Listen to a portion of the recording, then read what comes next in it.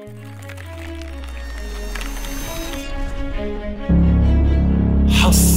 عقلك.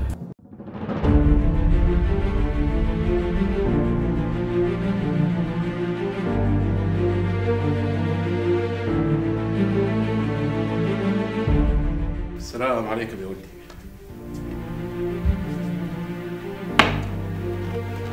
اسمح لي يا ابوي، ما انتبهت لك والله.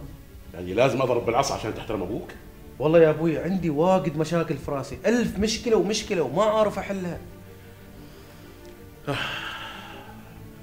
ماشي، المشكلة ما إلها حل إذا شغلنا عقولنا.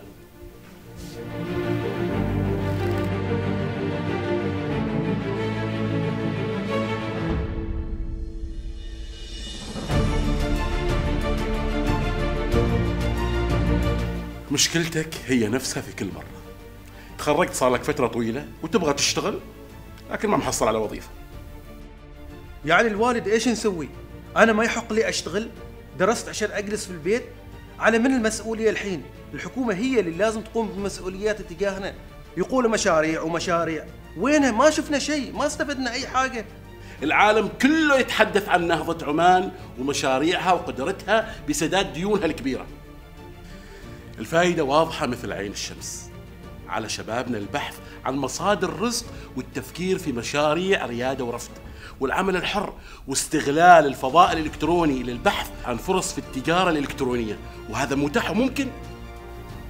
أنت تعتقد أن بهذه السهولة توصل للبلد لأنها تستوعب كل هذول الباحثين عن عمل؟ نحتاج بناء قاعدة ضخمة من المشاريع اللي تقدر تجعل من الموظف أيضا منتج للبلد، ما يكون عبء.